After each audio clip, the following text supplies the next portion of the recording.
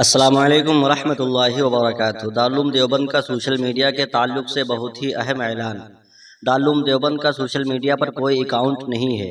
مختلف ذرائع سے بات سامنے آ رہی ہے کہ دارالعلوم دیوبند کے نام سے سوشل میڈیا کے مختلف پلیٹ فارم پر متعدد اکاؤنٹ چلائے جا رہے ہیں۔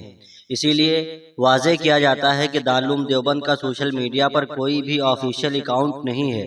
دارالعلوم دیوبند سے متعلق تمام تر مستند خبریں، اعلانات اور معلومات صرف دارالعلوم دیوبند کی آفیشیل ویب سائٹ پر ہی فراہم کی جاتی ہیں۔ اگر سوشل میڈیا کے کسی بھی پلیٹ فارم پر دارالعلوم دیوبند کے نام سے کوئی اکاؤنٹ یا پیج ملے تو اسے ادارے کا تصور نہ کیا جائے۔ لہذا گزارش ہے کہ دارالعلوم دیوبند کا نام استعمال کر کے سوشل میڈیا اکاؤنٹس نہ بنائیں۔ یہ عمل نہ صرف غلط فہمی اور انتشار کا باعث بنتا ہے بلکہ دارالعلوم دیوبند کے اصول اور ساکھ کے بھی خلاف ہے۔ چنانچہ جن حضرات نے دارالعلوم دیوبند کے نام سے کوئی اکاؤنٹ یا پیج بنایا ہوا ہو ان سے اپیل ہے کہ وہ ادارے کے نام سے جعلی اکاؤنٹس ختم کر دیں اور دارالعلوم دیوبند کی عزت و وقار کا احترام کریں۔ گزشتہ دنوں دارالعلوم دیوبند میں ایران سے شیعہ حضرات کی آمد ہوئی۔ حضرت مولانا مفتی ابوالقاسم صاحب نعمانی محتم دارالعلوم دیوبند و امیر الہند جناب حضرت مولانا سید ارشد مدنی صاحب صدر جمعیت علماء ہند اور دیگر علماء کرام نے پرجوش استقبال کیا، جس پر ایرانی مہمان بہت خوش ہوئے اور کافی متاثر بھی ہوئے۔ اسی بات کو لے کر کے سوشل میڈیا پر کافی چیمی گوئیاں ہو رہی ہیں اور سوشل میڈیا پر بہت کچھ لکھا اور بولا جا رہا ہے۔ مخالفت برائے مخالفت کا میں مخالف ہوں۔ مخالفت کے واضح اسباب اگر نہ ہوں تو آپ کی مخالفت خود آپ کی نیت اور شخصیت کو اجاگر کرتا ہے۔ جناب کہ آپ یہ چاہتے ہیں کہ جب بعض مہمان وہ بھی دوسرے ملک کے ہمارے ادارے میں آئیں تو ہم ان پر گیٹ بند کر دیں، تو کیا آپ یہ چاہتے ہیں کہ ہم ان کے سامنے کے ان کے عقائد کی خرابیوں پر ایک پرجوش تقریر کریں اور ان کو بے عزت کریں؟ یا آپ یہ چاہتے ہیں کہ اہل دیوبند کو مہمان شیعی علماء کے جانے کے بعد ان کے خلاف عربی، اردو اور فارسی میں ایک زبردست بیان جاری کرنا چاہیے تھا اور یہ کہنا چاہیے کہ بن بلائے مہمان تھے؟ کیا یہی سنت نبوی ہے؟ کیا یہی طریقہ نبوی رہا ہے؟ اگر میں نہیں تو مولانا ارشد مدنی صاحب اور اہل دیوبند کی کشادہ دلی کی ہمیں ستائش کرنی چاہیے کہ واقعی انہوں نے ہمارے ادارے کا تاثر ہمارے مہمانوں کے سامنے اچھا پیش کیا، نہ کہ تنقید۔ عزیزان گرامی، تنقید کے ساتھ ساتھ ستائش کا بھی مادہ اپنے اندر پیدا کرے۔ برادران وطن کا سب سے بڑا تہوار دیوالی چل رہا ہے۔ اس تہوار پر آتش بازی بڑے پیمانے پر کی جاتی ہے، لیکن گزشتہ چند سالوں سے ان لوگوں میں یہ تحریک چل رہی ہے کہ آتش بازی اور پٹاخے بازی بند کر دی جائے، اس لیے کہ اس میں صوتی آلودگی اور ماحول کی آلودگی کے ساتھ بلا وجہ پیسوں کا ضائع کرنا بھی پایا جاتا ہے۔ اگر یہی پیسے کسی غریب کو دے دیے جائیں تو اس کے گھر میں بھی خوشیاں آ سکتی ہیں۔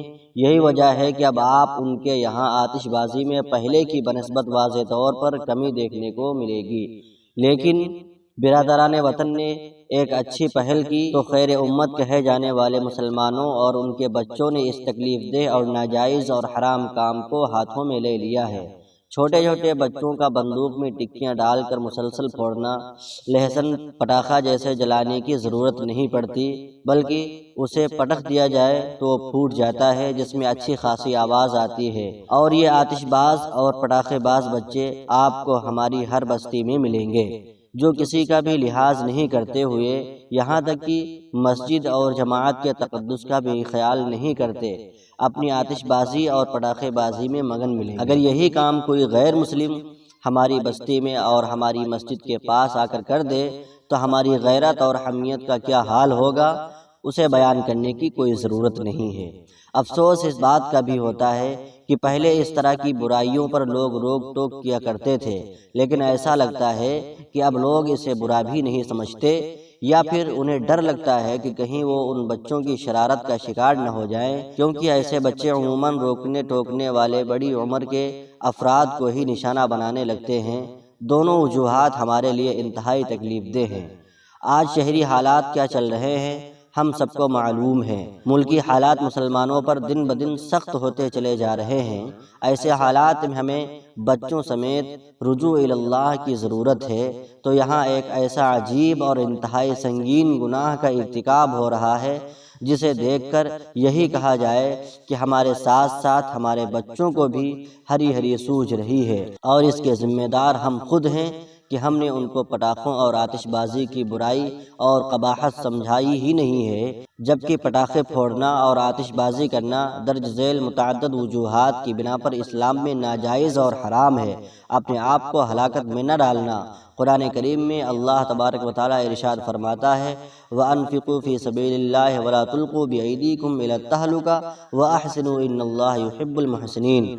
اللہ کے راستے میں مال خرچ کرو اور اپنے آپ کو خود اپنے ہاتھوں ہلاکت میں نہ ڈالو اور نیکی اختیار کرو، بے شک اللہ نیکی کرنے والوں سے محبت کرتا ہے۔ آتش بازی میں اکثر جان کی ہلاکت و زخمی ہونے کے واقعات پیش آتے ہیں۔ قرآن کریم میں دوسری جگہ اللہ تبارک و تعالیٰ ارشاد فرماتا ہے بلا شبہ جو لوگ بےہودہ کاموں میں مال اڑاتے ہیں وہ شیطان کے بھائی ہیں، اور شیطان اپنے پروردگار کا بڑا ناشکرا ہے۔ اسی طرح آتش بازی میں غیروں سے مشابہت اور دوسروں کو تکلیف دینا بھی پایا جاتا ہے، جس کی احادیث میں مانعت اور سخت وعید وارد ہوئی ہے۔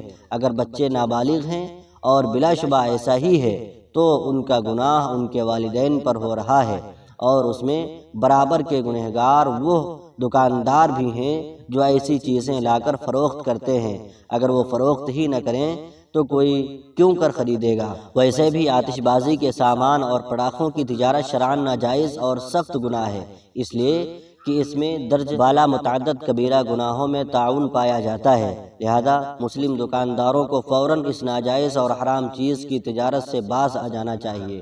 امید ہے کہ اس ویڈیو کو دیکھنے والے تمام افراد فوری طور پر اس کا ایکشن لیں گے، خود اپنے گھر کے بچوں پر نظر رکھنے کے ساتھ ساتھ حکمت اور نرمی کے ذریعے دوسروں کی اصلاح کی بھی کوشش کریں گے۔ اللہ تعالی ہم سب کو عقل سلیم عطا فرمائے اور حالات کی سنگینی کو سمجھ کر اپنے اعمال کو درست کرنے کی توفیق عطا فرمائے۔ آمین یا رب العالمین۔ خدا حافظ۔